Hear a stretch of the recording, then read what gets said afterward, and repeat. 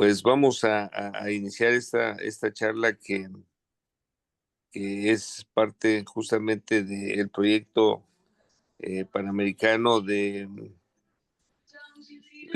conferencias. Y muy importante tener la posibilidad de contar con el maestro Martín Argueta Hernández, quien es un destacado ingeniero especialista en geohidrología. Hoy, por favor, apóyanos, mi estimado Pablo, con el nombre de la conferencia y una síntesis curricular del amplio trabajo que ha desarrollado el maestro Martín Argueta. Saludos, ingeniero. Buenas tardes y bienvenidos. El maestro Martín Argueta Hernández es especialista en geohidrología, con más de 200 proyectos realizados en sectores público y privado. Ha ocupado cargos técnicos y directivos en la Comisión de Aguas del Valle de México y el Servicio Geológico Mexicano. En la iniciativa privada ha trabajado con instituciones como Conagua, CFE y la Sedena, así como empresas, entre ellas BMW, Grupo Peñoles y Grupo México, promoviendo el monitoreo automatizado de acuíferos. Ha sido académico de la Escuela Superior de Ingeniería y Arquitectura, Unidad Ticomán del Instituto Politécnico Nacional, Universidad de Guanajuato y actualmente profesor de posgrado de la Universidad Nacional Autónoma de México. Ha impartido capacitación a organismos nacionales e internacionales, es consultor y distribuidor en México de Vanessent Instruments, Países Bajos, y es miembro activo de la Asociación Geológica Mexicana, donde también fue presidente de la Sociedad Geológica Mexicana y actualmente tesorero de la Unión Mexicana de Asociaciones de Ingenieros. Es también asesor de la Organización Meteorológica Mundial, ONU. Y nos va a impartir el día de hoy la conferencia La geohidrología y las nuevas técnicas de investigación como apoyo para una mejor gestión. Bienvenido, maestro, y es todo suyo, el foro. Ok, gracias Pablo y gracias al ingeniero Marco Méndez por la invitación y a todos los asistentes el día de hoy, pues la verdad agradecemos su presencia. Y pues cuando me comentaron de la plática, se le puso el nombre el título que acaban de escuchar. Sin embargo, con el transcurso de los días y sabiendo que van a estar presentes algunos colegas de otros países, consideré que era importante el incluir algún aspecto general sobre cómo manejamos el agua subterránea en México, simplemente como dato tanto histórico como de la forma en que lo hemos venido realizando, para bien o para mal, que en opinión personal tiene mucho de positivo y hay algunas cosas que se deben corregir como siempre ocurre, pero creo que se tiene una buena plataforma en el manejo de la parte aguas subterráneas y pues simplemente estoy incluyendo algunos temas que para varios de los asistentes van a ser o resultar muy obvios, pero me parece que resultan interesantes para tener un contexto de por qué estamos promoviendo estas nuevas tecnologías que no se basan únicamente en el uso de algo por usarlo, sino que tienen un fundamento no solo técnico, sino de soporte para contar con datos y que la autoridad o el interesado tenga elementos para las mejores decisiones. Entonces, ese es el contexto que le di a la presentación, independiente del título. Y bueno, pues si les parece, vamos a comenzar a ver si me dicen, por favor, si ven la presentación. Sí, maestro. ¿Sí? ¿Se ven? Bien. Voy a apagar mi cámara porque en ocasiones ya sabemos que se nos da un poquito de... no sé dónde está. A ver. No sé, no se ha apagado. Simplemente porque aquí ya va a empezar a llover en el Estado de México y cuando llueve nos da problemas el agua y se nos va un poquito la señal. Pero ahorita déjenme ver cómo lo hacemos aquí. Bueno, si no, no hay problema. Comenzamos. A ver, creo que subí la que no era. Déjenme ver. No, no hay nada todavía, ¿verdad? Presente. No, No, no se está viendo nada, ¿verdad? no, Fíjense que hace un momento la subimos y se veía muy bien. Y ahora, no sé, ¿ya la ven? no, maestro. ¿No? Caray, a ver, Vuélvelo a cargar, a ver, parece que ya se ve. ya se ve, ¿verdad? Sí, Bien, este es el tema y bueno, pues como podrán apreciar es una en vista no muy cotidiana de nuestra ciudad, es una foto que por ahí parte del ingeniero Chávez Guillén compartió en una de sus presentaciones. Y bueno, la presentación la tengo contemplada en 10 puntos.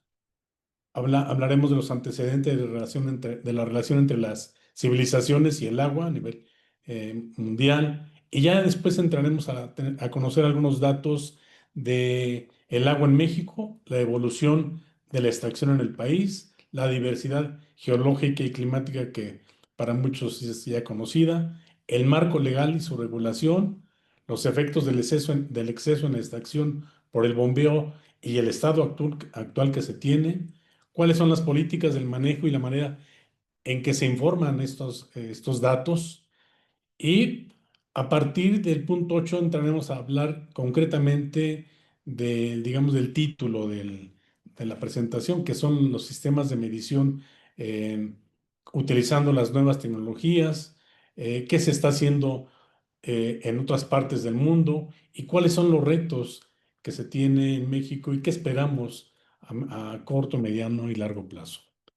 Bien, pues comenzaremos mencionando que, pues como muchos conocen, la historia del hombre ha estado siempre vinculado al agua. ¿m? Y así tenemos que desde las antiguas civilizaciones, hablamos de los egipcios, los chinos, los hindúes, todos se establecieron en lugares en donde existía principalmente agua superficial, ¿m? Que con el tiempo ya fueron teniendo la necesidad de hacer algunas obras adicionales, como los conocidos acueductos en Roma o en Segovia, pero también se tienen datos que en algunas zonas se empezaron con el tiempo a perforar algunos pozos y se tienen datos históricos que en el año 1126 se perforaron en Francia algunos pozos que eh, salieron brotantes o artesianos, que fue el nombre común que se le conoce hoy en día y que proviene precisamente porque es la población con casi el mismo nombre allá en Francia que le da ese origen a esa forma de manifestarse en los pozos. Y también en Francia, en 1841, se tienen reportes de pozos que se perforaron hasta 548 metros de profundidad, es decir, que con la historia del hombre se vio en la necesidad de estar recurriendo a el agua subterránea cuando ya por algunas razones el agua superficial ya no era suficiente. ¿Qué ocurre en México? Bueno, pues que tenemos que desde antes de la llegada de los españoles, eh, pues teníamos aquí grandes lagos, que es lo que se conocía como la antigua Tenochtitlán, y aquí se establecieron los mexicas a orilla de grandes lagos. En la mayoría de ellos tenían agua dulce, que se ubicaban principalmente en la zona centro y en el sur, o sea, Xochimilco, Jico, ahí era agua dulce, pero también había lagos con agua salada, como el de Texcoco. Por ahí nos dicen las historias que con el tiempo, bueno, pues fue necesario llevar más agua, ¿no? Porque no era suficiente el que se tenía, además de que recordar que se comenzaron a desecar las partes de las islas. Entonces, se vieron en la necesidad, antes inclusive de la llegada de los españoles, de conducir agua de manantiales que se tenían en la zona poniente, concretamente en Chapultepec. Se habla también que en sus inicios eran conductos subterráneos, tipo canales, y que posteriormente la necesidad fue originando a que se construyeran acueductos. El que hoy conocemos como todavía el Salto del Agua es un vestigio de esas construcciones. Entonces vemos cómo a medida que el hombre va creciendo en el número de pobladores y las propias necesidades, se tienen que recurrir a buscar nuevas fuentes de abastecimiento porque las superficiales ya no eran suficientes. Y así entramos a- al siglo antepasado, en donde, como mencionaba, el crecimiento de la población, la propia actividad agrícola y la industria conllevan a que se requieren más fuentes bueno, más volúmenes de agua, y así comienzan a buscarse almacenamientos o a la propia extracción. Uno de los más antiguos es la que aparece aquí en el recuadro izquierdo, en donde se reportan la construcción de chultunes, que no son otra cosa más que unas excavaciones tipo botella en el subsuelo en la región de Yucatán, en donde, espérame, pasé. En donde, pues aquí en la parte de arriba había una captación más reducida, tipo botella, y bueno, pues en la parte de abajo se almacenaba el agua para los tiempos en donde no tenían precipitación. Eso era, se construía en donde no había cenotes, porque bueno, pues donde había cenotes no había problema.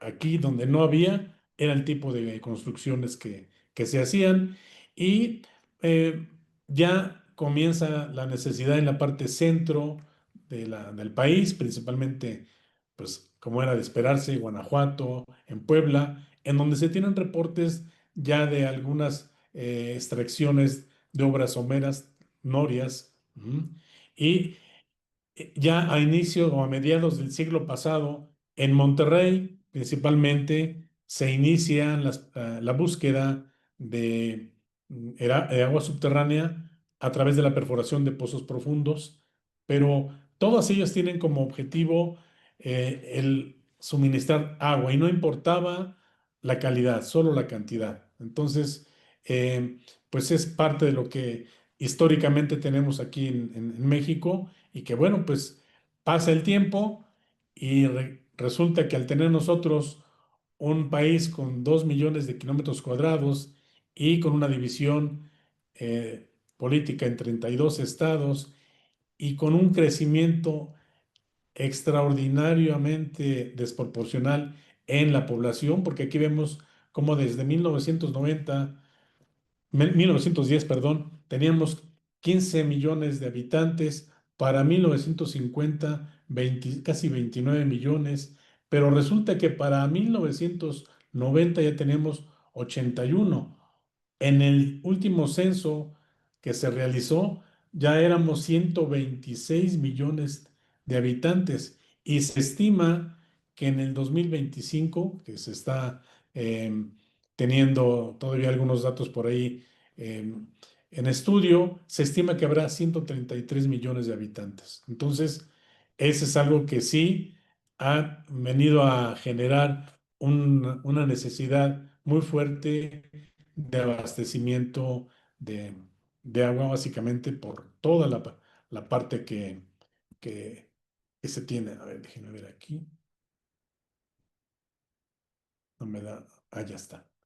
Y bueno, tenemos aquí algo interesante, que hay algunos datos que empiezan a llamar la atención, y se observa cómo de 1950 al 2015 la población, como se mencionaba hace un momento, se cuadruplicó y pasó de ser mayoritariamente rural, que era del 57%, a ser predominantemente urbana, un 77%.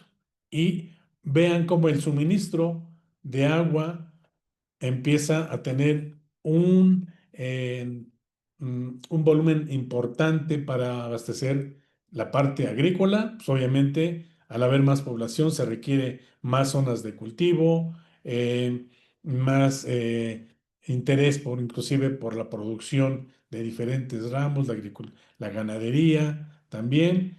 Y bueno, pues la industria, que no es un rubro muy, digamos, destacado en requerimientos de agua subterránea, pero que bueno, pues también hay que darle abastecimiento. Y comenzamos a tener algunos datos importantes que al cabo del tiempo vienen a ser un factor que ha hecho que se intensifique más en la extracción. ¿A qué me refiero? Me refiero al tipo de riego. El tipo de riego que se ha venido utilizando desde tiempos inmemoriales ha sido el rodado, en donde pues las pérdidas por evaporación, etcétera, son muy fuertes. Esta fotografía es del centro del país. Sin embargo, la de la derecha es una fotografía de Mexicali, en donde tenemos en verano temperaturas de 40 grados y la gente sigue regando de esa misma forma. Entonces, ahí vienen a sumarse factores para llegar a la situación que en los últimos 10 años hemos estado viviendo de manera más fuerte. ¿Qué se hace? Bueno, pues hay que comenzar a ver de dónde se puede extraer agua. Y así nos encontramos un mosaico muy interesante que por ahí le pedimos prestado al ingeniero Rubén Chávez, en donde se indica o se ilustra cómo la geología de nuestro país, en donde tenemos rocas carbonatadas en la parte oriental, en la parte occidental un predominio de rocas volcánicas que no todas tienen una buena permeabilidad para almacenar el agua subterránea, y en la zona central tenemos grandes valles. Bueno, pues en la parte norte también tenemos algunas zonas semidesérticas, en contraste con la zona sur, donde tenemos eh, cavernas. eh, el desarrollo del CARS nos ha ayudado bastante a almacenar volúmenes importantes. Entonces, ese, esa heterogeneidad que tenemos en la geología y en la precipitación, como lo vamos a ver a continuación, son datos que sí empiezan a sumar, o factores que empiezan a sumar para tener la situación que se ha presentado en los últimos años.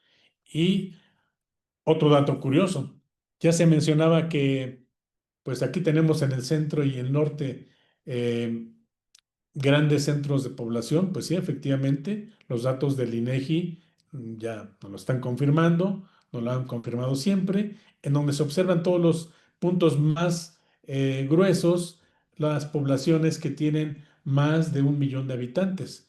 Y por el contraste, la precipitación ocurre predominantemente en el centro y sur del país, sureste, y las menores precipitaciones en el centro y norte, que es donde tenemos el mayor desarrollo agrícola, principalmente en el centro, y los núcleos de población más importantes los tenemos al norte.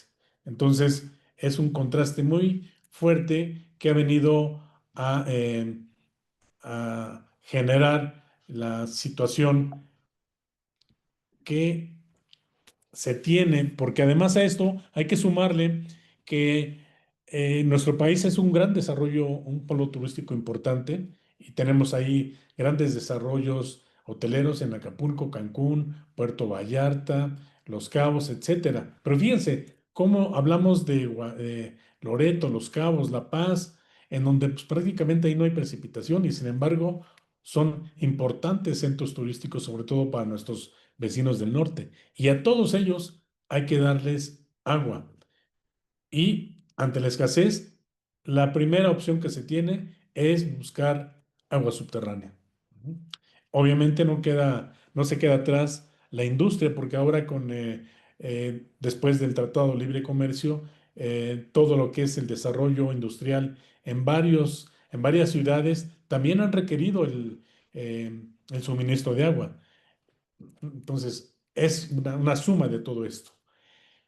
Pues bien, ¿qué ocurre para tener un buen manejo para nuestros colegas que nos están viendo de Sudamérica? En México tenemos un marco legal que precisamente ha buscado o busca tener un mejor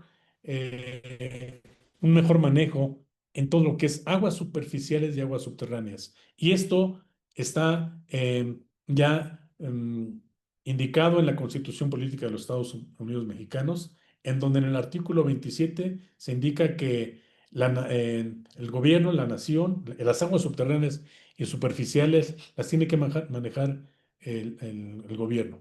¿Mm? Y ellos van a dar concesiones, permisos para que se entienda de otra forma, para algunos volúmenes que se estén solicitando.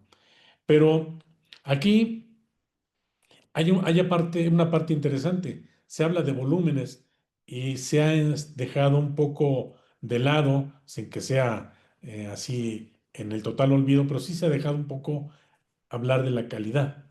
Se habla de cantidades, etcétera.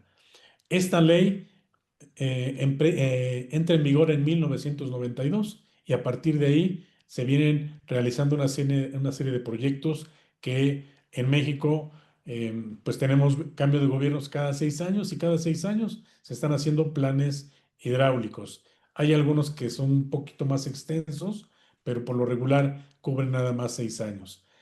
¿Qué ocurría antes del 92, de que tuviéramos la ley? Bueno, pues la Secretaría de Agricultura y Recursos Hidráulicos, que era la dependencia anterior a la grande, a la Conagua, tenía un manejo que lo hacía a través de 11 regiones hidrológicas, cuya, digamos, factor para dividirlo eran los aspectos geológicos y su fisiografía. Y así hay algunos colegas como Velázquez y Ortega que desde 1989 habían ya delimitado el manejo del agua subterránea a través de esas cuencas. Sin embargo, la propia ley emite ya una división un poco más acorde y de fácil manejo o de un mejor manejo administrativo, y así es como surge la delimitación de acuíferos. Entonces, en nuestro país tenemos 653 acuíferos que, de acuerdo a los datos, no son los más recientes, pero de los últimos que se han manejado, se han publicado, se extraen 28.5 kilómetros cúbicos al año y con una distribución del 71% para el uso agrícola, el 22% público urbano, el uso industrial 4% y el doméstico y abrevadero 3%, que como se podrá ver sigue siendo predominante el volumen que se tiene para la agricultura. Una de las, una de las formas de representar en donde tenemos más posibilidades de tener agua o de seguir extrayendo, pues es en lo que se le conoce como mm, la publicación de los documentos. Que bueno, pues aquí en este mapa, por ejemplo, todo lo que aparece en rojo son acuíferos en donde no existe disponibilidad. ¿Qué se entiende por disponibilidad? Pues simplemente pues un balance numérico entre se tiene en un acuífero que involucra la recarga total media anual, hablamos de la infiltración del agua de lluvia, las recargas verticales, y hay que sumarlas con la recarga natural, recarga natural comprometida, hablamos de aquellos que se tienen que dejar para fines pues de algunos tránsitos de aguas abajo o bien algunas zonas de humedales, etcétera, y el volumen concesionado a través del bombeo. Entonces, con estos valores se hace los números, sumas y restas a través de una norma que tenemos en México, que es la 011, y así vemos cómo empiezan ya en la actualidad a tenerse datos de cuál es el estado de los acuíferos con esta simple comparación de entradas y salidas. Y se tiene, por ejemplo, que para 1975, mucho antes de la entrada de la ley de aguas nacionales, ya se conocían 32 acuíferos sobreexplotados. Para el 85 se incrementa a 80, en 2007 102 y en 2019 115. Es decir, la extracción, por todo lo que hemos venido platicando momentos antes, vienen registrándose ya un descenso en los niveles, porque al final de cuentas, pues se tiene que estar involucrando un volumen teórico que tenemos allá abajo, un volumen que, pues por más que hemos buscado en tener la mayor cantidad de información, pues siempre queda la duda de qué tan extenso, qué tan certero es ese cálculo, pero bueno, lo único que sí podemos ver con el tiempo es el reflejo de la extracción en los niveles de los pozos, que es digamos, el elemento fundamental que ha venido marcando el determinar el estatus de los acuíferos. ¿Qué ha generado también la extracción? Bueno, pues aparte de ese descenso en los niveles, pues la consecuencia de esos niveles son una serie de fenómenos que se tienen principalmente en la Ciudad de México, con este mosaico también que por ahí el ingeniero Rubén Chávez y otros colegas han generado. Y bueno, se ve como en la ciudad en lo que es el Ángel de la Independencia, tiene ya un desnivel sobre su alrededor de prácticamente 8 metros. Existen socavones en algunas partes también. Hoy en día, de hecho, en semanas anteriores se han presentado en el poniente y en el sur de la Ciudad de México también fenómenos de este tipo, pero ya son derivados de otros fenómenos que no necesariamente son sobre la sobreexplotación, pero bueno, hay que analizarlos con cuidado porque, bueno, pues intervienen en el agua en pocas palabras. Pero donde sí se tiene ya un efecto de la sobreexplotación por el propio asentamiento del subsuelo es en Querétaro, en Celaya, por ejemplo. Aquí se tienen estos eh, procesos que se han identificado y eh, digamos, lo que más llama la atención son estas fotografías en donde aquí estaba el nivel original del terreno hace muchos años. Esto me parece que está en Aragón. Y se ha dejado como un vestigio, como una muestra de qué tanto hundimiento hemos tenido en esa región. Y bueno, pues esta es una bomba, simplemente para que se tenga la referencia. Bueno, ¿cuál es el estado actual de toda esta situación? Bueno, pues que hoy en día se habla ya de 157, en el 2019 eran 115. El descenso, pues obvio, de los niveles en los pozos, que nos obligan a que se perforen pozos a mayor profundidad. Sin embargo, lo estoy poniendo en rojo porque se piensa que a mayor profundidad siempre vamos a tener más agua y eso no es correcto. Eso es simplemente una utopía en donde no siempre se cumple porque lo que nos va a dictar si tenemos o no más agua son las características de los materiales en el subsuelo, no la propia profundidad. En algunos casos, inclusive, también desdeñamos, hacemos a un lado la calidad. Y sin que sean muy profundos, algunos pozos, por ejemplo, en la zona metropolitana de Guadalajara, en donde recientemente se estuvo participando en algunos proyectos, pozos que antes estaban en 150 metros y con niveles en 100, a alguien se le ocurrió que para mayor seguridad había que perforar hasta 300 metros y tener una mayor columna de agua. Pues resulta que al perforar hasta los 300 metros, el agua salió con alta temperatura y con una calidad no apta para el consumo o el meterlo directamente a la red. Entonces, esa es una muestra de que no necesariamente el pensar un pozo más profundo significa que vamos a tener más agua, porque lo que dicta, como lo mencioné, son las características de los materiales que tenemos en el subsuelo. Algo más también que se presenta con la sobreexplotación de los acuíferos en las zonas costeras, obvio, es, pues desde luego, la intrusión salina y un ejemplo muy palpable es Hermosillo, actualmente también La Paz, no hay que olvidar La Paz tiene un problema muy similar. Pero también se han detectado, ya me fui muy rápido, 32 acuíferos que tienen problemas de mala calidad de acuerdo a la NOM 127, porque aquí, para nuestros amigos de Sudamérica, tenemos una norma que nos indica las características físico-químicas y bacteriológicas que debe tener el agua para un consumo directo. Y esta norma nos indica que en 32 acuíferos en particular, el agua está fuera de esos límites. Entonces hay que darle un tratamiento. Se tienen, bueno, pues acuíferos por hundimiento, como ya lo mencionamos, que se han identificado en México, Querétaro, Celaya y en Aguascalientes sobre todo también. Se tienen problemas con arsénico y problemas con flúor en 21 zonas. Y bueno, pues estas son algunas de las noticias de los últimos años. Esta es de hace como 5 años, en donde ya se decía que bajan acuíferos, pero aumentan las concesiones.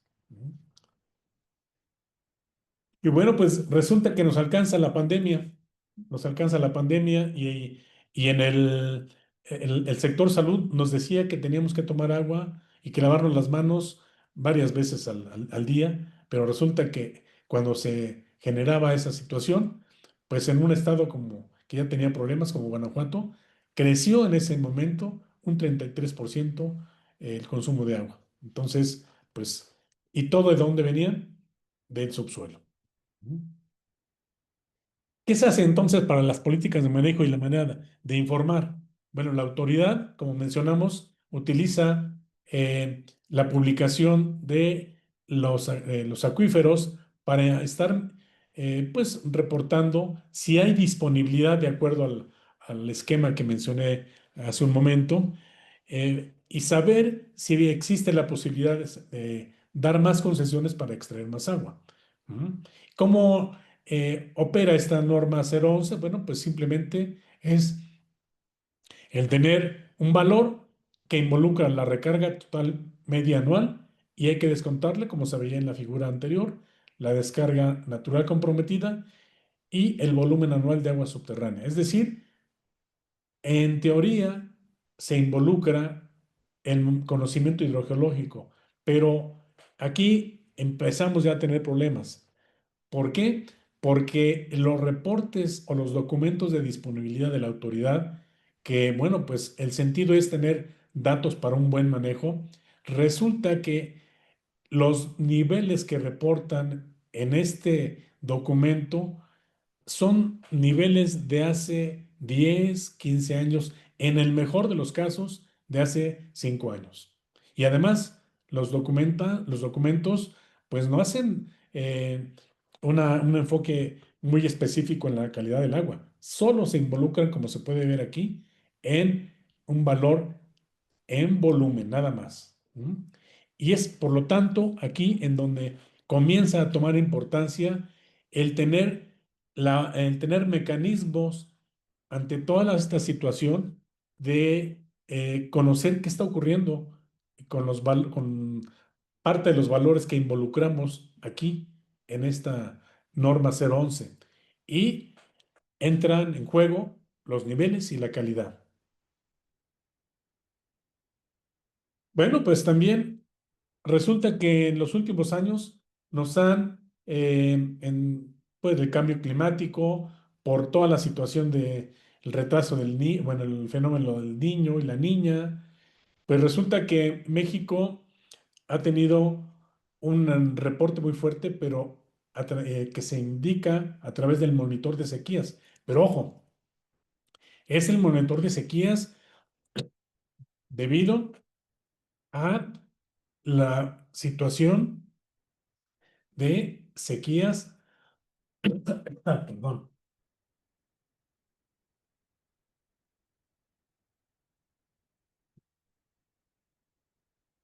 donde tenemos nada más el registro de sequías como tal, es decir, tenemos precipitaciones o no, que no significa, y eso es algo que sí es oportuno mencionar, no significa que de inmediato Esto se refleja en tener un mayor volumen de agua en los acuíferos, porque eso no es cierto.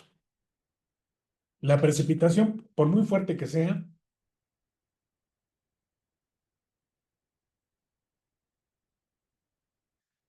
puede tardar algunos años, cientos o miles, para alcanzar el nivel de los acuíferos.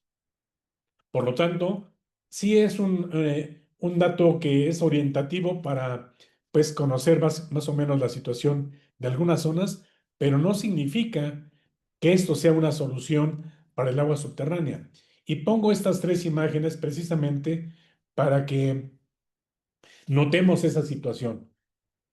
En septiembre de 2023, todo lo que aparece en color rojo y morado es en donde teníamos una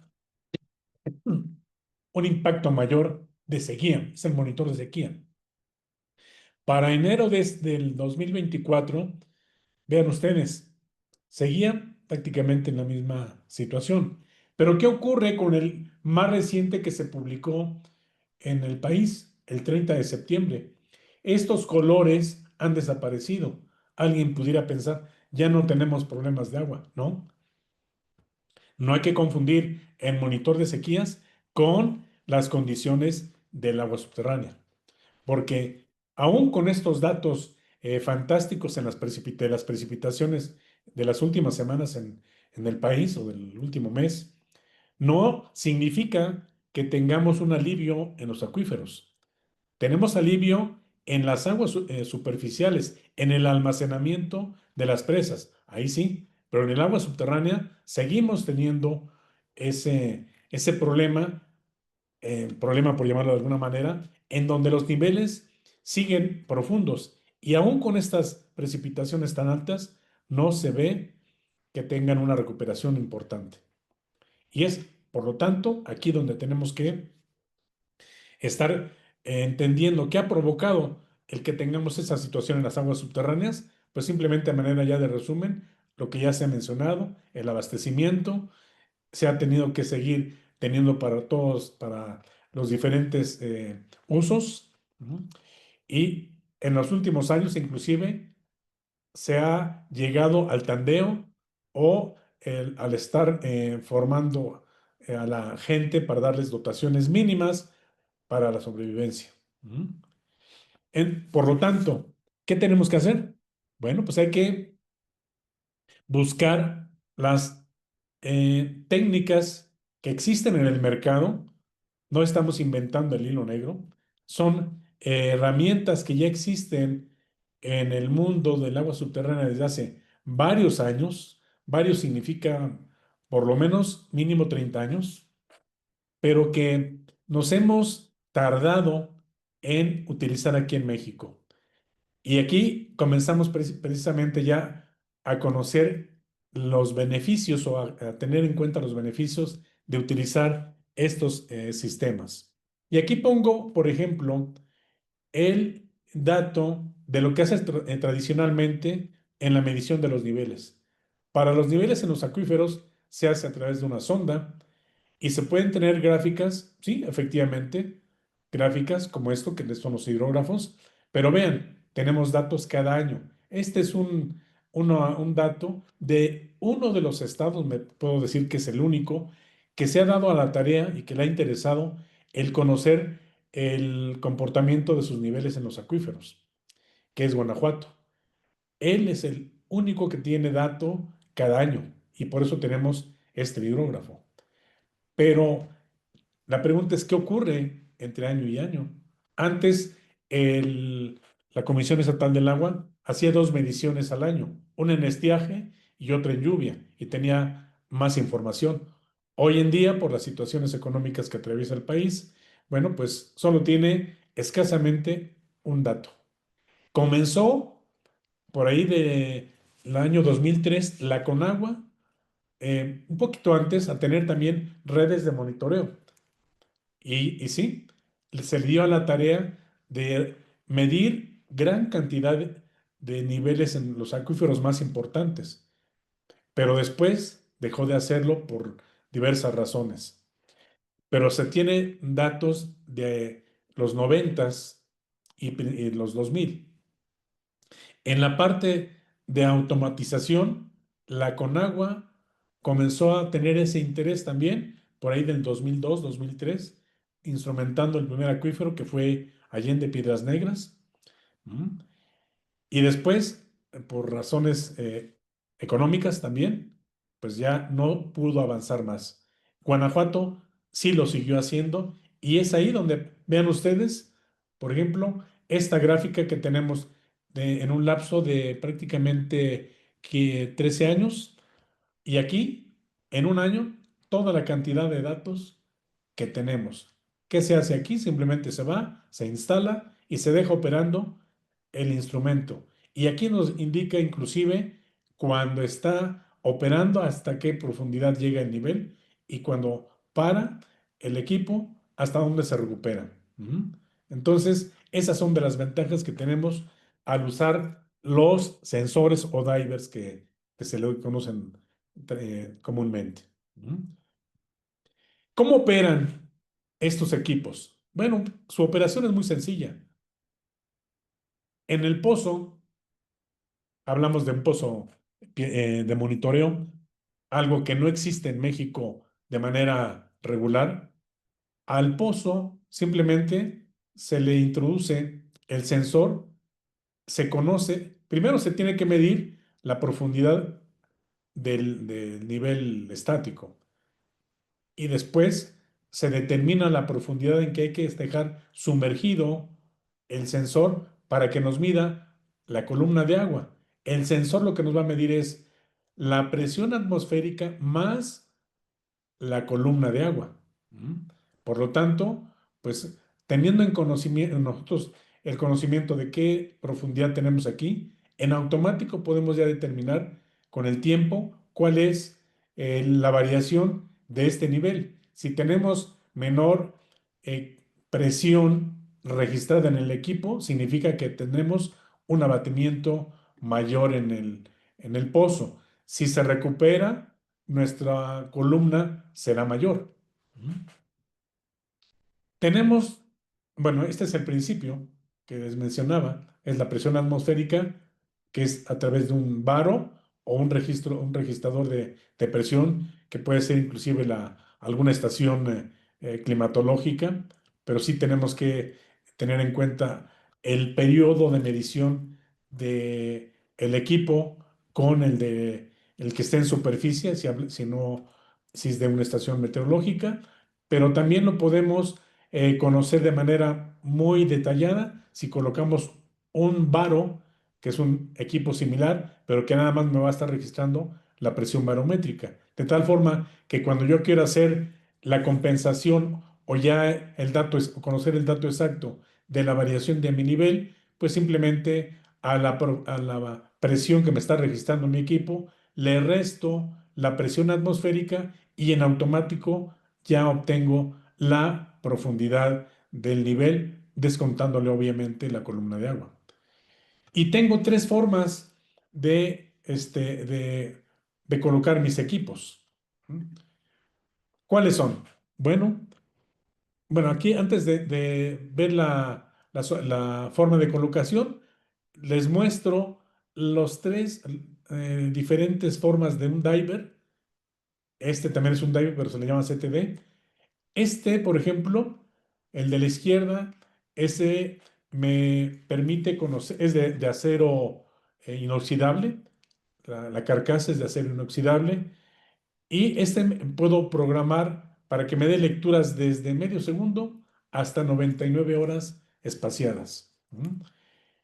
Al de en medio lo puedo programar para que me dé datos con cierta frecuencia y cierto periodo. Es decir, yo puedo marcarle o puedo programarla para que me dé datos cada minuto durante 2 horas, si estoy haciendo una prueba de bombeo, y después que me haga más espaciada la información, puede ser cada hora, en las siguientes 72 horas.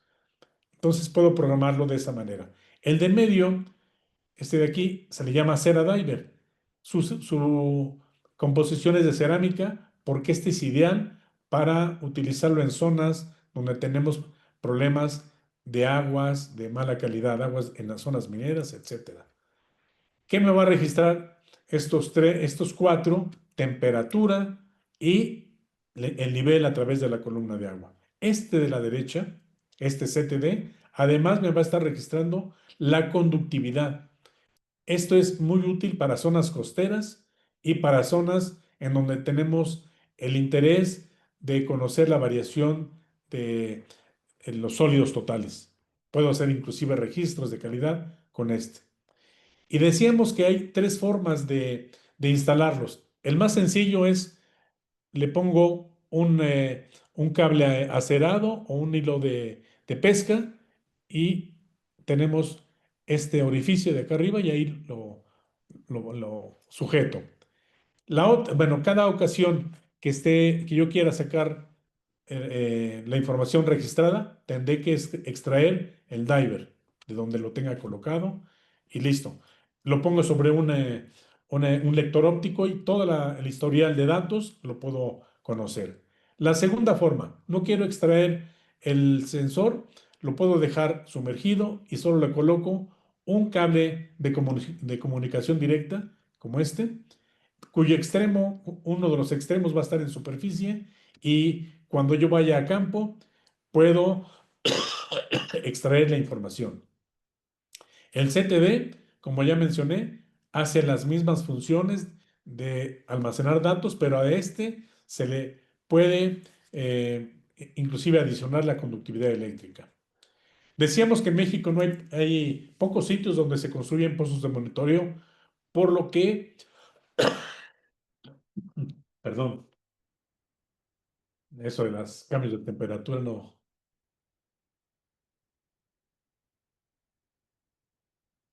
son muy buenos. En México no hay pozos de monitoreo que se perforen ex profeso para eso. Por lo tanto, tenemos que hacer las adecuaciones.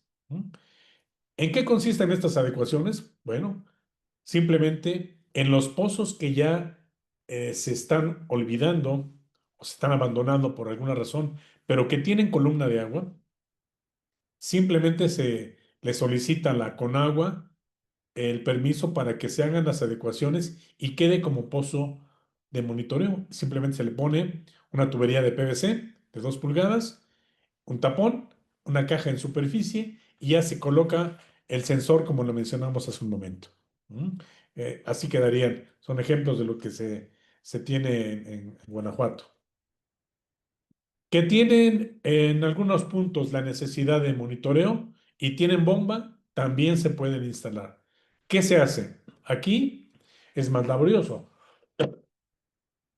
Hay que extraer la bomba, hay que colocar desde donde comienza la bomba, propiamente desde aquí, desde la punta, se le pone una manguera de 2 pulgadas, se baja la bomba, a la manguera se le hacen algunas pequeñas perforaciones para que tengamos comunicación hidráulica ahí, y el resto del cable va dentro de la manguera de 2 pulgadas o pulgada y media, y el resto del cable lo ponemos en una cajita y lo guardamos en una parte para que quede bien resguardado.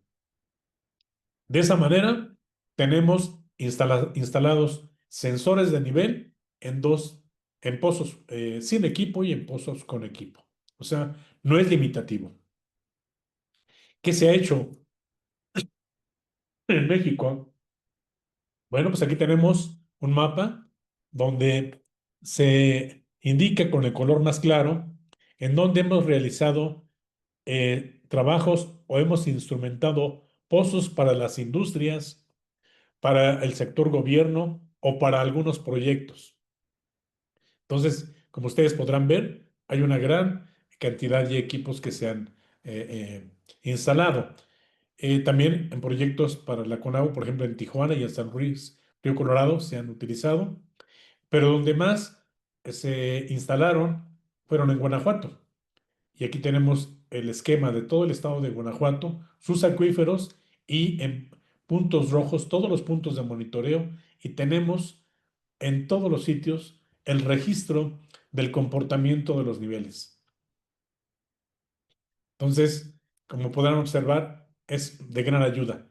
Sin embargo, la tecnología sigue avanzando y lo más reciente es la telemetría. ¿En qué consiste esto? Bueno, se coloca el diver, como se ilustra aquí, pero en la parte superior del pozo se le pone esta caja, que es un diver link, que contiene un sistema que toda la información que transmite el cable lo manda vía datos a un portal y ese portal nosotros lo podemos operar desde la oficina. Es decir, yo puedo conocer hoy en día o en este momento el nivel que está registrándose en cualquier punto que yo haya instrumentado. Y precisamente eso es lo que vamos a hacer en este momento. Esto es un ejemplo un proyecto que se está haciendo en Zacatecas a través de un proyecto que se le llama Aguas Firmes. ¿Mm? Y el sistema, el hub, me indica, ese es el portal ya, todos los puntos que yo estoy monitoreando. Es el acuífero de Calera y esta es la distribución. Aquí está la nomenclatura de todos los pozos. Al darle clic, me manda, bueno, aquí no lo tengo que salirme porque no sé si lo están viendo. ¿Están viendo Sí. el acceso? Sí, ¿verdad? Estoy entrando al acceso. A ver, la pregunta es, ¿sí están viendo una pantalla nueva? Vemos una pantalla que tiene como unas bolitas de colores. Ah, Esa. Dice caso práctico en México. Esa es la que estamos viendo. fíjense que entonces es que mm, yo sí puedo, estoy accesando, de hecho, al portal en este momento, pero creo que no sé cómo se abre para ustedes. A ver, déjenme, voy a salirme Sí, y en, en lo que te sales, ingeniero, fíjate que sí me gustaría, muy respetuosamente, una petición de sí, que tocaras un tema. Yo en este momento estoy trabajando en la delegación, la Álvaro Obregón, pero un tema, efectivamente, poco el amor, como dicen, en este caso, poco el agua, y la situación del retorno. Esto es, cómo regresamos hacia los mantos acuíferos donde pues toda sucia, el tema de barrancas, el tema de basura, cómo está completamente contaminada es tanta el agua que sacamos, pero en el retorno no cumplimos con el áreas permeables y todo este tema. Ojalá nos pudieras compartir algo de tus experiencias. Perdón por la interrupción. sí, no, no, no, qué bueno que lo comentas porque al final creo que es parte de lo que se va a mencionar ya en la parte de conclusiones, que se tiene que hacer. ¿Mm? Qué bueno que lo comentas. A ver, entonces, no pueden ver, ¿verdad? El portal. No, no, no lo No, vemos. ok, entonces vienen, voy a seguir mejor aquí. No, porque se entra a este link, cuando yo entro al link, ya lo abrí, pero no lo puedo transmitir, desafortunadamente. Lo que voy a encontrar es esto, voy a encontrar esta parte de aquí, son puntos de monitoreo, en donde yo le doy clic a uno de estos puntos, al que sea, y me va a descargar esta información, que es la pantalla que ustedes veían. ¿Mm? Yo ahí puedo ver todo el registro y los datos que tiene almacenado mi sistema. Este es otro de las pantallas que yo puedo. Es un portal, es un hub. Y ahí puedo yo conocer, por ejemplo, aquí que fue uno de los últimos que tengo de las fotos. Ven aquí, me dice que la última comunicación fue el día 26 de junio del 23. Obviamente esto es un dato de otra presentación, que ya tenía. Yo lo que quería era mostrarles el día de hoy cómo entró al portal, pero bueno, por incompatibilidad de los sistemas no puedo. Pero aquí me reporta, por ejemplo, el sistema que el pozo en esa fecha tenía 118.23 metros de profundidad. Eso es lo que me da el sistema. O sea, es muy bondadoso. Ujú. Bueno, sin entrar en detalle, aquí existe la forma de estar evaluando cuánto puede costar desde uno hasta más pozos en función de la forma en que yo quiera recuperar la forma e inclusive hasta la telemetría. ¿Mm? Aquí está, por ejemplo, el costo por proyecto. Esto está en dólares. O sea, realmente no. Si alguien tiene algún comentario detallado, lo podemos conocer para no detenernos básicamente. Bien, ¿qué ocurre entonces? Vamos a ver ahora la otra parte. Ya dijimos lo de los niveles, por lo tanto, en resumen, existen técnicas que nos pueden ayudar a conocer los datos de la evolución de los niveles sin necesidad de ir nosotros cada mes a campo. Con una inversión realmente no muy sustancial, se puede tener información de un acuífero o de una zona en especial. ¿No? Y de manera inclusive con telemetría.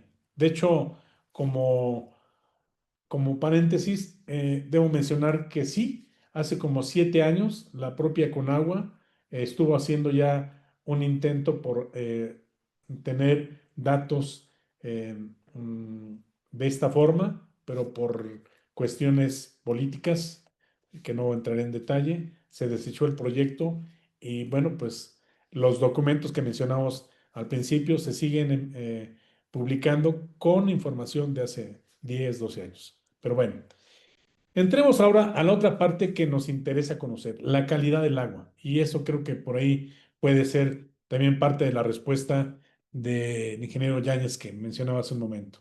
¿Cómo podemos conocer la variación de la calidad en el acuífero? Porque normalmente nosotros pues vamos y hacemos el muestreo de agua en los pozos.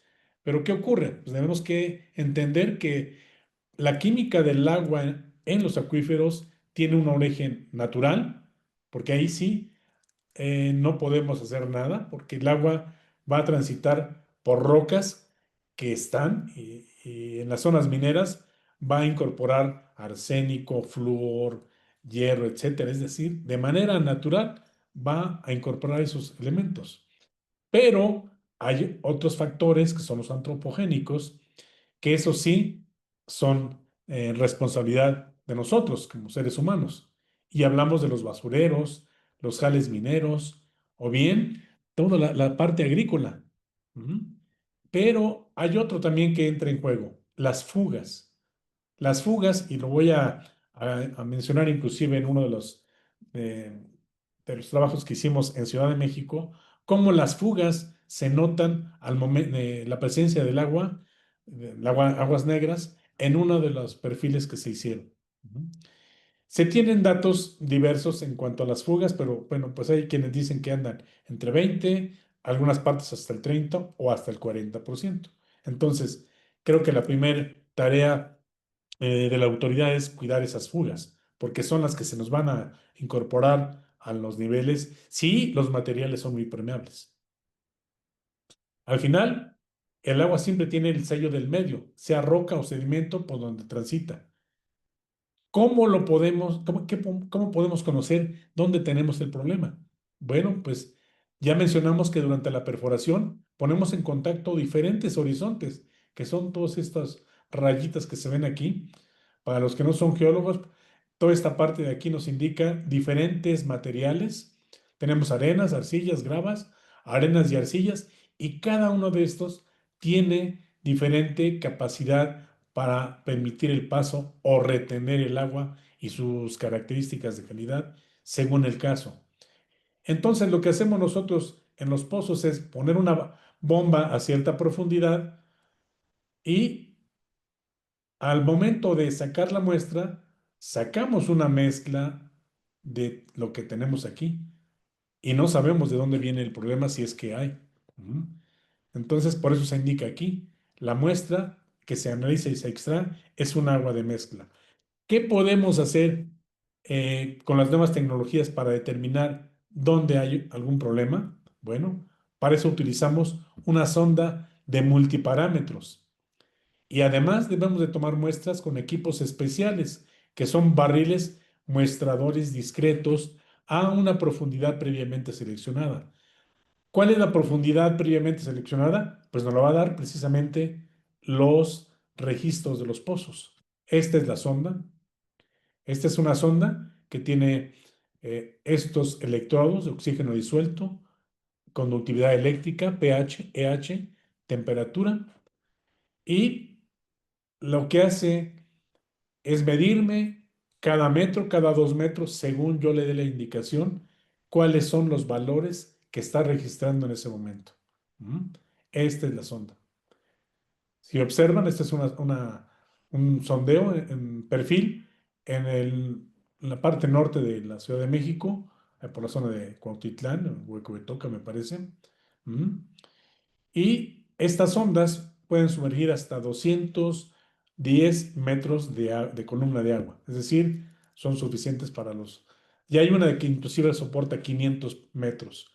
Esas son muy buenas para donde tenemos más profundidad en los pozos. Aquí viene ya la parte interesante. Los casos en donde hemos tenido estos pozos. Vean, aquí estos son los valores, por ejemplo, de la temperatura. Esto es en el Estado de México, en la zona por ahí por donde está Nezahualcóyotl. Tenemos temperaturas de 25, normal, y de repente tenemos un salto a los 140 metros a más de 30 grados y alcanza casi los 35 por los 180 metros. Esos cambios se ven exactamente igual en la conductividad eléctrica, porque traíamos 2400 y de repente entra y casi alcanza los 3000. En el oxígeno disuelto no hay no hay mucho movimiento, pero el pH sí. Vean ustedes, aquí tenemos un pH muy alto. Y después aquí andamos en 9. El potencial óxido reducción anda también con mucha variación. Y el identificar los cambios y permiten que se dé entonces a esta profundidad en donde yo tendré que meter mi barril muestreador. ¿En qué consiste mi barril? En sacar una muestra de esta parte, voy a tener una calidad. Después saco otra muestra de esta parte, voy a tener otra calidad.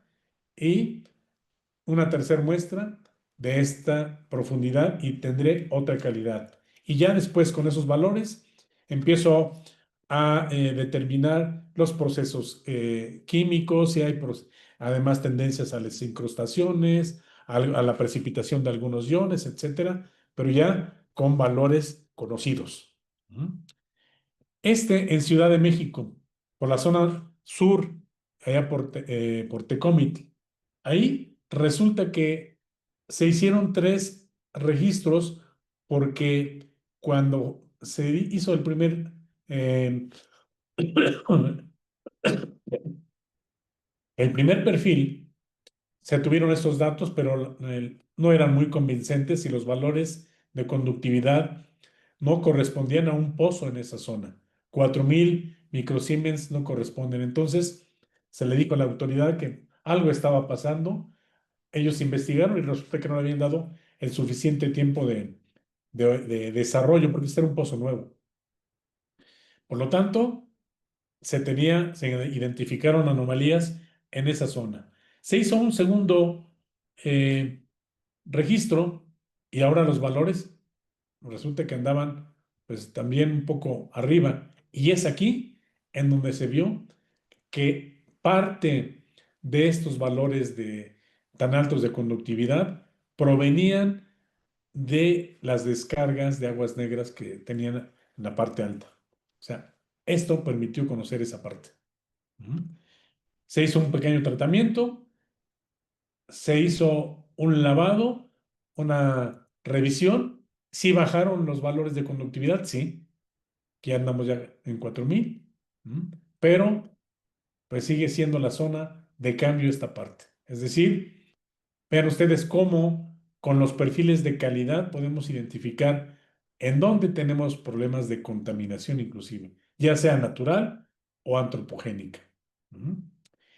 Cuando tenemos oportunidad de realizar bastantes perfiles, pues vean ustedes, esto es en el acuífero de Doctor Mora en Guanajuato, podemos ver el entorno y los cambios en varias zonas. El comportamiento, como era de esperarse, es diferente. Pero eso nos permite tener ya un conocimiento más detallado de dónde sí seguir explotando en cuestiones o tomando en cuenta la calidad y en dónde podemos hacerlo, pero hay que rediseñar los pozos. Un último, en donde tenemos la parte integral.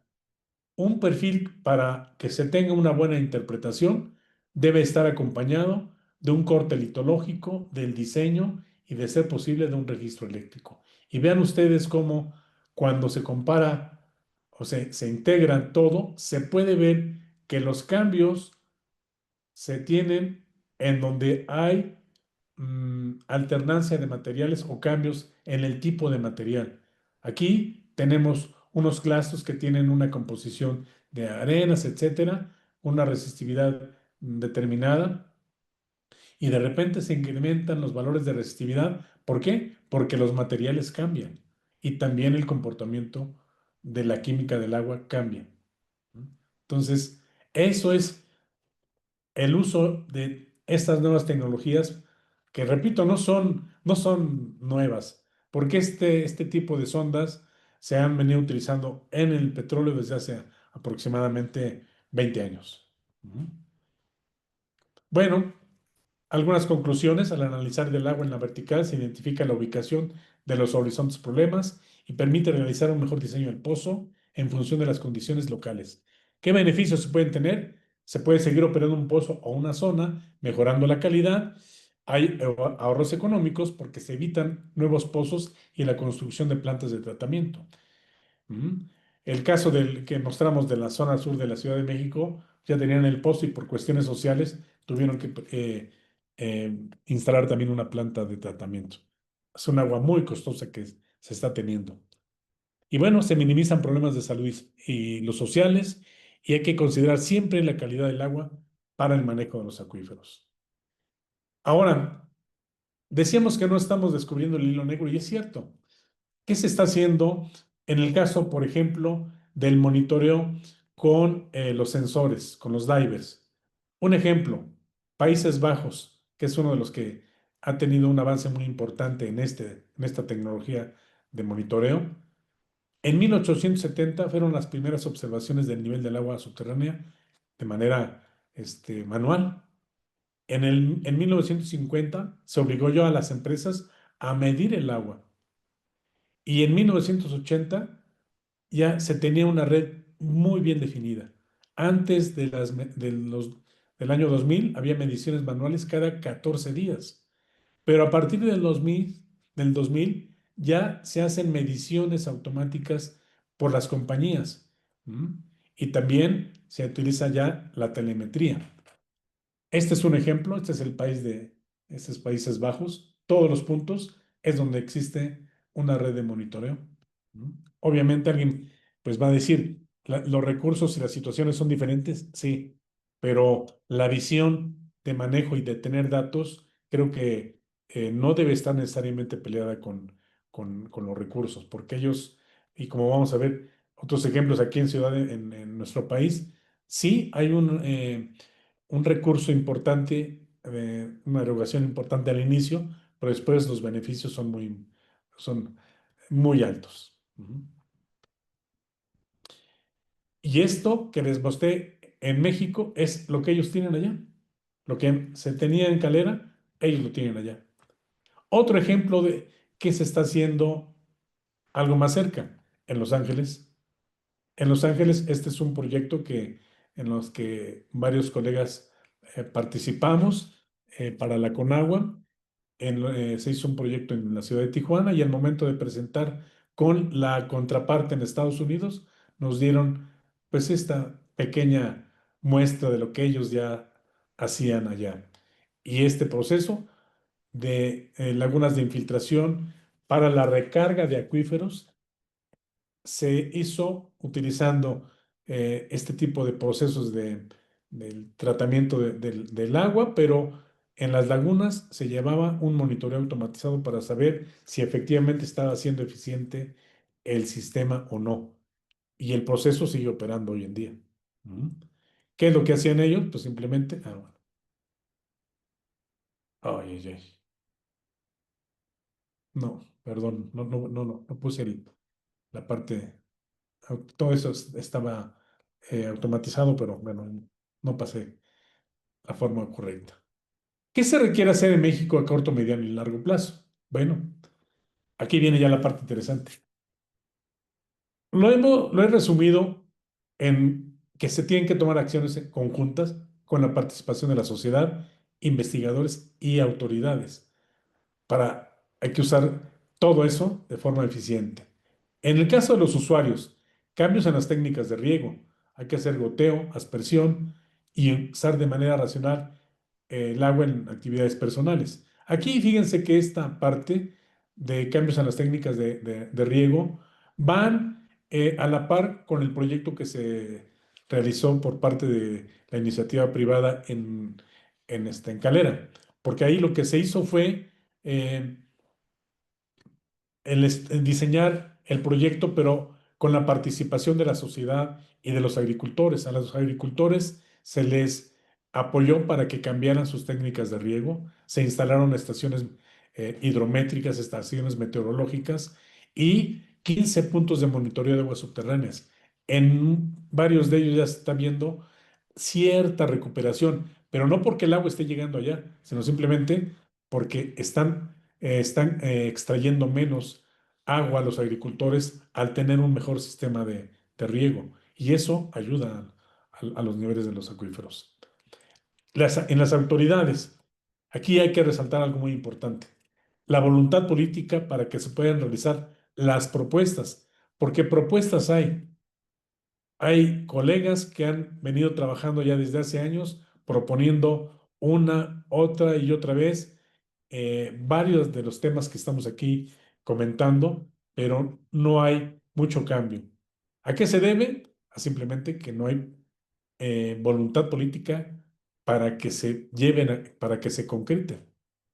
También en los organismos hay que mejorar las redes de distribución, usar más agua tratada. Esto es primordial porque el agua tratada la estamos desperdiciando y hay que hacer adecuaciones al cobro de las tarifas. Simplemente como dato, debo mencionar que en México hay 12 millones de habitantes que no tienen acceso al agua potable. 46% del líquido se pierde por fugas en las redes de abastecimiento. El 80% de cuerpos de agua están contaminadas por descargas industriales. De hecho, no es raro que uno de los proyectos que tiene el actual gobierno es sanear tres de los ríos más importantes, el Lerma, el Atoyac y por ahí hay otro más, se me va el nombre. Ujú. Y por la poca calidad del agua, México es el primer país en consumo de agua embotellada. A veces no es nada agradable esa parte. Ujú. ¿Qué se espera a mediano y corto plazo? Pues los especialistas también realizar investigaciones más detalladas para los nuevos pozos. Hay que adecuar los diseños. En la recarga de acuíferos, estudios con ese propósito, que es parte de la pregunta que hacía el ingeniero Yáñez. La apertura a nuevas técnicas de investigación y monitoreo, la química del agua, la telemetría y las adecuaciones a la Ley de Aguas Nacionales y a las normas vigentes. Se está trabajando ya en adecuar parte de estas normas que no es que estén mal, sino que hay que adecuarlas a las situaciones que tenemos actualmente en el país. Y en la parte educativa, continuar con las especialidades en el tema y actualizar los programas de estudio. Este conocimiento, este pequeño esquema es algo importante porque es lo que necesitamos conocer los que nos dedicamos a estos temas y que los políticos o la gente que está en los organismos, pero que no tiene la especialidad, que tenga la apertura en escuchar que el agua que tenemos en superficie, que nos llega a casa, proviene gran parte del subsuelo, pero que no, por ahí hay un refrán que dice que Dios hace el agua, pero que no la entuba. Pues en ocasiones ni Dios ayuda a que tengamos un buen acuífero. Son las condiciones normales o naturales del subsuelo las que nos van a decir si podemos tener agua o no.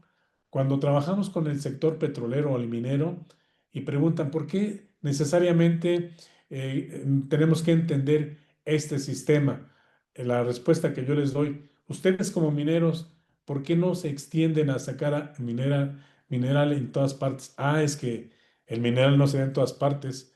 Exactamente, el agua no va a estar en todas partes. Bueno, este es algo que también por ahí ha tratado el ingeniero Raúl Morales, que es lo del agua residual tratada. Se, ha, mm, Se tienen muchos, miles de litros que tiramos nosotros cuando llueve, y el mejor ejemplo está en las inundaciones que tenemos en los últimos días. No tratamos esa agua. En otros países se colecta el agua de lluvia y se almacena. Aquí no, aquí la mandamos todo a un solo sistema y la sacamos de la ciudad. Se va hasta Totonilco, hasta Tula. ¿Qué podríamos hacer? Bueno, pues hay proyectos ya de la captación del agua de lluvia en centros comerciales, etcétera. Pero la parte nos ha tocado vivir que en alguna época se le pidió a las empresas que captaran el agua de lluvia y que pusieran sus pozos de infiltración. Pues sí lo hicieron, pero resulta que los pozos de infiltración los hicieron en un material poco permeable. Entonces, sí captaron bastante volumen de agua, pero a los 5 minutos, ya en lugar de que fuera un pozo de absorción, era una fuente. ¿Qué falló? Pues simplemente el no conocer el esquema que puse hace un momento, el no tener idea del modelo hidrogeológico de la zona. Entonces, sí debemos darle énfasis a el agua residual tratada porque es la que nos puede sacar de los problemas que se nos han presentado en los últimos años. ¿Hay esquemas? Sí. Hay que darle la vuelta al agua. Y aquí tenemos un esquema que se ha expuesto recientemente en Querétaro. Ellos están buscando este sistema. Lo que pasa que por ahí quizá la forma de tratarlo no fue el más indicado porque ya están teniendo problemas. Y desde mi punto de vista, no es malo el proyecto, ¿eh? Pero como lo están exponiendo, quizá esa parte sí está digamos, con cierto problema. Y como soluciones integrales, ¿qué podemos comentar? Pues simplemente todo lo que acabamos de presentar es parte de lo que se le ha llamado la gobernanza del agua. Involucra muchos factores, muchos elementos, y aquí solo destaco en los que hemos venido platicando. El conocimiento de los acuíferos, en donde se tiene que incluir la ciencia y la tecnología, y que la autoridad hidráulica tenga un liderazgo y una capacidad de organización que se requiere. Desafortunadamente, en los últimos años hemos visto que la Conagua ha sido más esbelta, pero para mal, porque los grandes, digamos, los conocedores del tema, o los han retirado o se han retirado. Y no les dio tiempo de capacitar a las nuevas generaciones, porque son los que están tomando esa responsabilidad, pero siento que los mandaron, ahora sí que al ruedo y sin capote y sin nada. En fin, en resumen, el agua es un recurso renovable, pero para los tiempos geológicos. Los estudios y problemas del agua deben ser realizados por especialistas del ramo. A ver, le pongo no improvisados porque en ocasiones nos encontramos por ahí que para buscar agua siguen llamando por ella las gentes que utilizan las varas. Es importante que a los estudiantes que les atrae el tema vean que es un área multidisciplinaria y es necesario el trabajo de campo y utilizar nuevas tecnologías. El cambio climático va de la mano a la historia de la Tierra. Esto que estamos viviendo ahora pues sí, nos impacta, pero esto ha ocurrido siempre, ¿eh? Pero puede impactar de forma severa al ser humano. La escasez no es solo culpa de la naturaleza. Y en México, como colofón, no se paga un precio adecuado al consumo del agua. Pues les agradezco mucho su atención y ahí tienen mis datos de contacto y ahora sí, pues si gustan, pasamos y abrimos la sesión de preguntas o comentarios que tengan al respecto.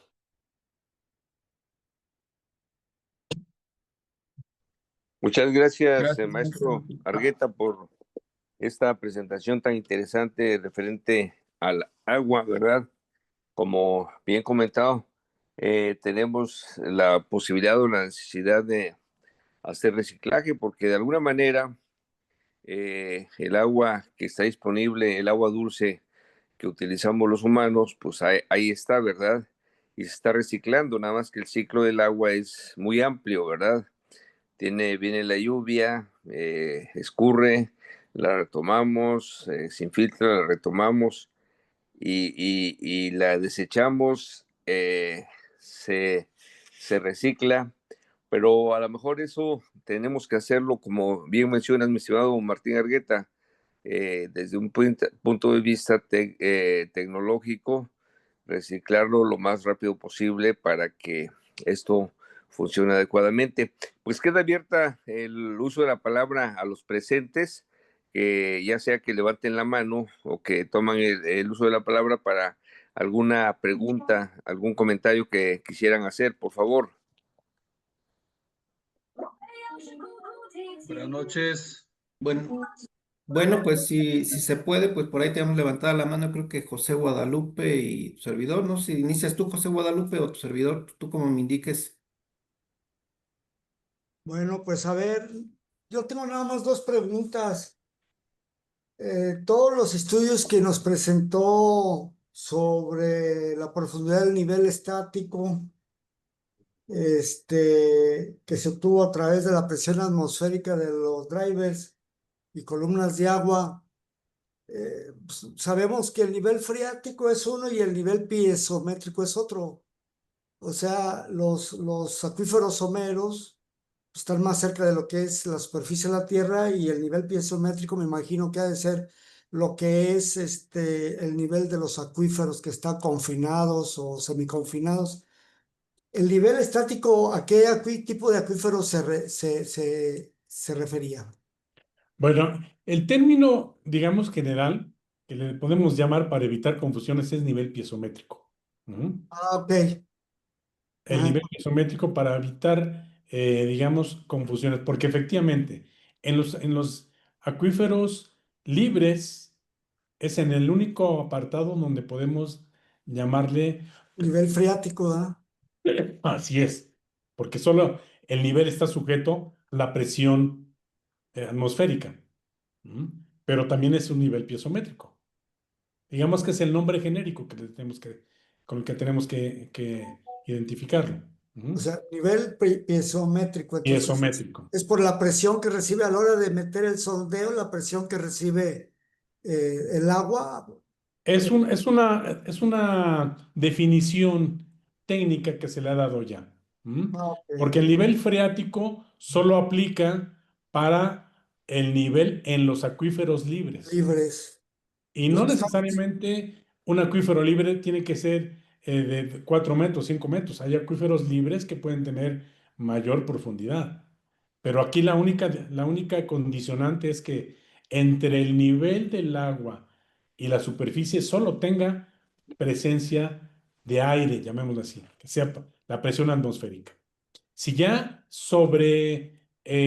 cuando se está perforando en un material que tenemos un semiconfinante, es decir, unas arcillas, después una roca compacta que no tenemos agua y más abajo encontramos un material acuífero, cuando llegamos a ese material acuífero, el nivel va a ascender. ¿M? Y es un nivel piezométrico también. ¿M? Pero para fines, digamos, de no confusión, prácticos. vamos a llamarle nivel piezométrico. Nivel piezométrico que, bueno, pues como se sabe el nivel, que es diferente al nivel estático, que sí se identifica cuando se está midiendo un pozo que no está sujeto al bombeo. ¿Mm? Muy bien. Y una pregunta un poco más general. Hablaba de que en Guanajuato se han hecho ese tipo de sondeos. Yo soy de la ciudad de León, Guanajuato. Se presume o se dice que el organismo operador de León es uno de los mejores organismos operadores del país, digamos Monterrey, Guadalajara, a lo mejor León. No sé si usted así lo considere. ¿Usted, algunos de esos sondeos se hacen aquí en el organismo operador o es por parte del gobierno del estado o federal que se hacen esos sondeos? Se han hecho por partes. Sí, Zapal es uno de los mejores organismos a nivel nacional, ¿eh? Sí, eso sí, la respuesta ahí es sí. Y varios de los registros que presenté se realizó a través de la Comisión Estatal del Agua de Guanajuato, Ah, en convenio con Zapal. Ujú. ya. Sí, y al ser de la SEAG, ya se realizaron hace muchos años y no, digamos, se tiene la autorización para su publicación porque varios de ellos se hicieron fuera de un proyecto, lo hicimos solo de manera demostrativa para ellos. Mm. Y por último, aquí en León hay como, bueno, digo, en el estado de Guanajuato hay como 20 acuíferos y en especial todos están con estrés hídrico, están sobreexplotados, excepto el de Jishú. El tema aquí es, León pertenece al acuífero del Valle de León y su disponibilidad, pues ya no hay, se supone que ya no hay agua disponible. Mm, pero hasta donde sé, se están comprando pozos en la ciudad de León por parte de Zapal para dar servicio al gran crecimiento que tiene la ciudad. El tema aquí es, eh, ¿qué posibilidades hay bueno, es difícil conocerlo, pero que con lluvias extremas como las que ha habido en todo el país y como están comunicados los acuíferos, haya suficiente recarga para esos tipos de acuíferos? Y la pregunta también sería, en la zona norte nosotros tenemos sierra y esa sierra, se supone que hay como ¿qué serán? 8 microcuencas o 8 subcuencas que llegan a la presa del Palote, que se había secado en años anteriores por los 3 años que hubo sequía. No sé si conoce usted, la recarga de esos acuíferos con esas cuencas hidrológicas, este, ¿sí es factible que se recargue en la zona norte o en los valles la recarga del agua? Sí, bueno, para empezar ahí tenemos una heterogeneidad en los materiales. Hablamos de que unos son más permeables que otros. En la sierra predominan baja permeabilidad en esos materiales. Por eso tenemos bueno, un buen volumen que escurre y por eso está alimentando esas presas. Sí hay más hacia la zona poniente de Guanajuato, digo de León, materiales más permeables, porque ahí hay unos basaltos, etcétera. La Ajá. respuesta es, si van a ayudar a la recarga, sí, pero no va a ser de inmediata, ¿eh? Va a ser a largo Lo que plazo está si en es que, infiltrarse. si es que va a llegar de forma vertical. Es muy lenta porque ya los niveles andan alrededor de 90 metros o hasta 100. ¿Mm? 125 el nivel En algunas actual. partes es un poquito más somero, pero para que llegue el agua hasta allá, una gota de agua hasta allá, pues es más Sí. fácil. Bueno, es más factible que se quede ya retenida en la parte superior y no llega. ¿Mm? O que se evapore Sí, no va a llegar. y no va a Por eso llegar. mencionaba en la presentación que el- las noticias de que ya no tenemos, el monitor de sequía ya no es tan fuerte, es efectivamente, pero para la parte superficial. En el subsuelo seguimos teniendo el mismo problema. Pues Gracias, muchísimas maestro. gracias. Sí, Muchas vamos gracias. con Martín Yáñez, por favor, Sí, después sí. con Felipe de Jesús Flores Voy a y tratar de ser después muy con Jaime breve. Rojas, por favor. Voy a tratar de ser muy breve. Primero que nada, te felicito, Martín Tocayo, porque te llamas igual que yo. Pero fíjate que un tema medular también que te faltó, yo tengo algunas tesis que he hecho y ellas precisamente contemplo, aparte de lo que dijiste, y caso particular, sé que los que conocemos la Ciudad de México, cómo está deformada lo que es hoy la avenida Zaragoza, todas las deformaciones que presenta, y la avenida 8, el eje central, la salida, todas esas deformaciones. Hoy también los socavones que se han dado y demás y que provocan, y efectivamente coincide con los números que manejas, y ubicarnos que la Ciudad de México no solamente maneja los 10 millones de habitantes, sino cerca de 6 millones de población flotante, esto es cerca de 16 millones también. El metro tan solo transporta 5.5 millones de usuarios diarios, pero sus distintas deformaciones que han ocasionado. Entonces, el tema medular es, ¿tú qué propuesta tendrías para de alguna forma minimizar esta situación, toda vez que seguimos creciendo? Donde antes había una casita, hoy son edificios, y esos edificios requieren de agua, pues, para tomar, para los servicios que se dan. Y un país, y digo, y un estado que yo he visto muy ordenado, coincido contigo también, es por ejemplo Querétaro, que se ha ido creciendo de una manera planeada. Creo que es el tema esencial que no hemos aprendido como mexicanos, en muchos, que efectivamente debemos de aprender de otros países donde crecen de una manera planificada. ¿Cuál sería tu punto de vista sobre este tema? Mira, en el crecimiento definitivamente, sí, la parte técnica en ocasiones no le hacen caso, porque se involucra más la parte política, ¿m? Por las razones que ya conocemos. La solución que yo, bueno, que no nada más yo, varios colegas han propuesto, es el entrar a el manejo del agua residual tratada. No hay otro. ¿M? A la captación del agua de lluvia, que es mínima, porque nada más va a ser, digamos, un buen aliciente en época de lluvia. ¿M? Pero el cambiar, por ejemplo, los drenajes, sería formidable, pero sería muy utópico, la verdad. Hacer algo como se hace en Singapur, no es factible hacerlo aquí. ¿Qué sí se puede hacer? Pues el utilizar el agua de lluvia, número uno, y después darle tratamiento al agua. Esa agua, eso que se tiene planeado para em, estar sacando el agua que llueve, que tú sabes que la mezclamos el agua, las aguas negras con el agua de lluvia y se va, se va. Correcto.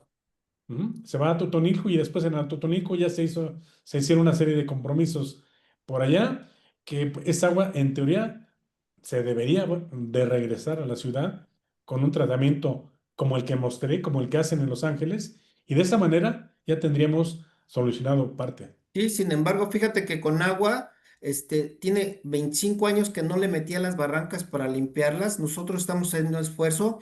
Hemos sacado cerca de 4.000 toneladas de basura tan solo en esto, y por eso en la parte de Álvaro Obregón no nos hemos inundado, porque fuimos preventivos con las acciones y la experiencia que bien comentas que tenemos. Entonces, pues muchas gracias por tu comentario, y un gran saludo a mi gran amigo Marco Méndez, que por ahí anda. Un gran saludo. Gracias por la Gracias, Tocayo. exposición. Gracias, maestro. Vamos, por favor, con Jaime Rojas y posteriormente... Ah, no, perdón. El ingeniero Felipe de Jesús Flores y después Jaime Rojas, por favor. Buenas noches, muchas gracias por su ponencia, maestro Martín Argueta. Acabo de poner una pregunta, pero se la digo personalmente. ¿Qué importancia tendría el rescatar el CEMCAS, que está ahí abandonado en Texcoco, que fue donado por el gobierno de Francia, que lo conozco y tiene unas grandes instalaciones para capacitar en agua y saneamiento? ¿Cree que sea factible rescatar ese centro de capacitación? Y sería importante para nosotros, por ejemplo, seguir el ejemplo que tienen en Francia, que tienen la Oficina Internacional del Agua. ¿Qué opina usted al respecto, maestro? No, sería formidable, sería de las cosas que inmediatas que se podían hacer. Como mencioné, hay cosas que podemos mejorar aquí en México y rescatar una de ellas precisamente, porque hace años, inclusive por ahí quienes trabajaron en la SARCH, Recordarán que antes Texcoco era un centro de capacitación muy importante. ¿No? Sí, entonces, mi opinión es, sería formidable que se rescatara. ¿No? Ok, ingeniero, maestro, muchas gracias y ojalá que lo podamos llevar a cabo con la fuerza de la UMAI, con la fuerza de la UPADI y demás instituciones. Muchas gracias y muchas felicitaciones por su ponencia y también saludos al ingeniero Marco y a todos los presentes. Gracias, ingeniero. Gracias.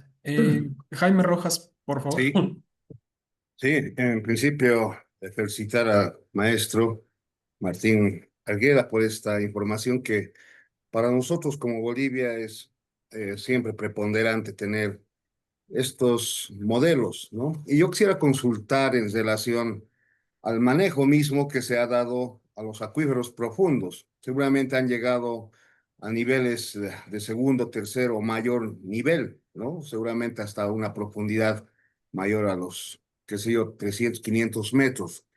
Evidentemente nosotros denominamos un nivel potenciométrico, porque son variables estos niveles de acuíferos confinados. Quisiera consultar si se atiene primero un balance de todos los estudios isotópicos con las edades de agua, si existe algunas zonas de aportes de eras glaciares que aporten, digamos, alguna zona en específico, viendo el mapa, y más que todo, si esto se ha convertido a un modelo de balance hidrogeológico al cual estén aplicando, algún modelo en, qué sé yo, Sacramento, SMA, WIP, y bueno, en base a esa experiencia, ¿cuál es el que mejor se está adecuando, especialmente con estas zonas cársicas que muestra? Y la relación, si se tiene a futuro de lo que es con estos efectos de la tendencia climática, cómo se está logrando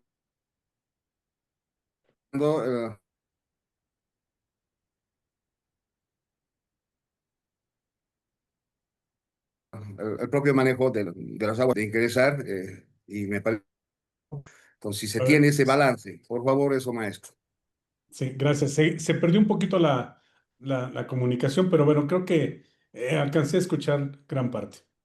Bueno, en cuanto a pozos profundos en México, sí se han realizado recientemente, estamos hablando de hace unos 4 o 5 años, se han perforado pozos sí, en la Ciudad de México que han alcanzado los 2000 metros. La Conagua, en colaboración con otras instituciones, lo hicieron, pero ya desde el sismo de 1985 se comenzaron a hacer los primeros. Y estos pozos tenían el objetivo de que fueran únicamente exploratorios para saber la litología hasta los 2000 metros. Pero ya los últimos ya fueron con fines de ver las posibilidades de incrementar algunos volúmenes de extracción de esas profundidades. Las noticias que tengo, pues son en el sentido de que solo algunos, está operando, los otros no, y las razones son por la calidad del agua, ¿no? Y sí, son aguas fósiles, que bueno, pues su tratamiento y su almacenamiento no está definido y tampoco tenemos datos para poder tener un balance de ese acuífero profundo que sí existe, pero que faltan más información para delimitar su extensión. No se tiene datos suficientes. ¿En dónde más se están haciendo perforaciones profundas? En Monterrey. Allá se hicieron durante muchos años perforaciones de más de 1000 metros en unas estructuras que son anticlinales y sinclinales, pero que como consecuencia de esas estructuras, algunos fueron productivos y bastante alta su producción y otros no. Entonces, ahí con el paso del tiempo se determinó que, que había que hacer un estudio geológico estructural más detallado para tener datos más abundantes y poder hacer un un balance. En este caso, los balances que se tienen solo son de los acuíferos que llegan máximo a 400 metros, porque de esos profundos que mencioné hace un momento, no hay suficiente información como para aventurarse a estimar un volumen almacenado.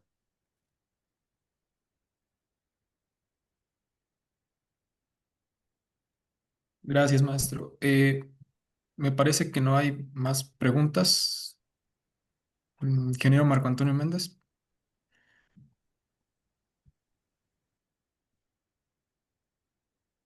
Está apagado su micrófono.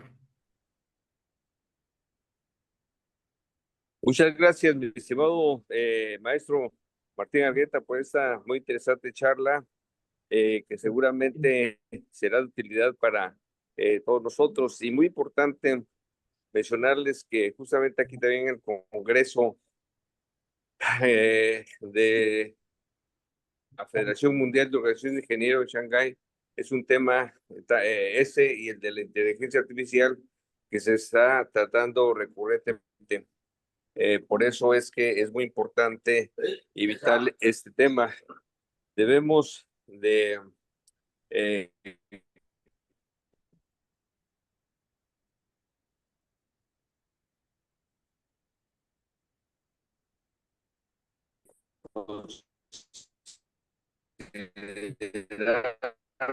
el reciclaje como una buena solución a las condiciones. Ahora le presentaremos alguna invitación. Pablo, ¿me escuchaste? Se cortó un poco, pero sí, precisamente antes de entregarle su reconocimiento, ingeniero Martín, maestro, perdón, nos gustaría invitarlos a la próxima conferencia que ya tenemos programada, que es el jueves 27 de noviembre. También tendremos la siguiente semana, ya les haremos llegar con antelación los pósters, el arte.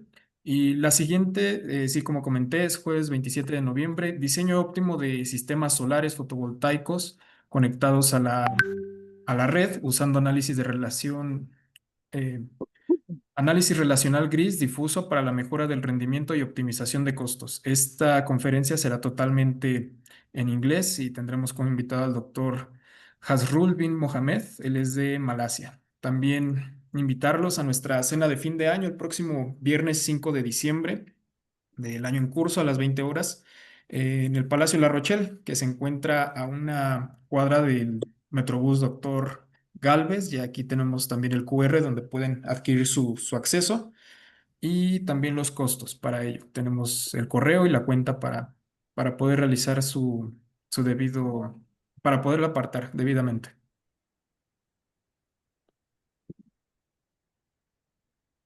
Muy bien, Pablo, por favor, entregamos su reconocimiento al maestro Martín Argueta por esta conferencia tan interesante.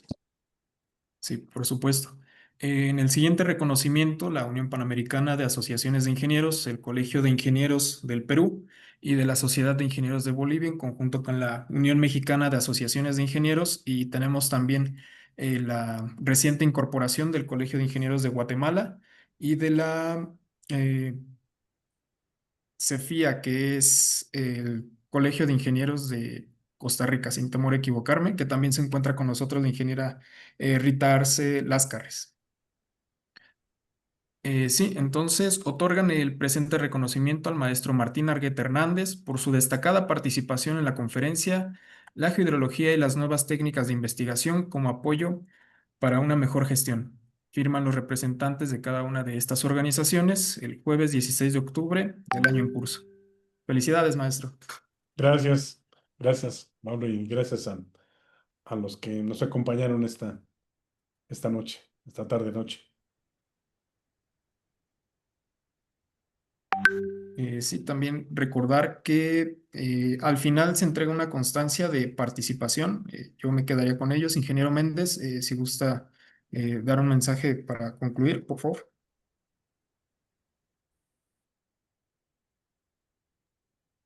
Creo que se le cortó la señal, ¿verdad? Pues tenemos aquí la posibilidad, ¿me escuchan? Sí, Pero te no. escuchamos. Sí. Perfecto. Pues tenemos aquí la posibilidad, como les comentaba, de tener una cena de fin de año, pues muy cordial, de tipo gremial, ya que entregaremos reconocimientos a aquellos merecedores de cada organización que han dado parte de su esfuerzo, de su vida, a mantener funcionando cada una de las organizaciones de las especialidades de las ingenierías, y sobre todo también podernos desear unas navidades, un año nuevo de éxito para el 2026. Es por eso que todos están muy cordialmente invitados a participar. Y quisiera mencionarles que en la próxima reunión que tendremos de la Asamblea en el mes de noviembre, ahí tenemos temas muy interesantes que ya les platicaremos posteriormente, entre ellos el cambio del nombre del Día Nacional del Ingeniero al Día Nacional de las Ingenierías del 1 de julio. Pues muchas gracias nuevamente, maestro Martín Argueta, y a todos los que están presentes les agradecemos su interés, su presencia en esos temas tan importantes para todos nosotros los ingenieros. Buenas tardes a todos, buenos días desde aquí. Aquí ya son las 8:30 de la mañana del viernes 17, algo así. Ya no sé ni qué día estoy. Pues buenas noches a todos, buenos días nosotros, y hasta luego. Ok. Gracias. Gracias, ingeniero. Mm.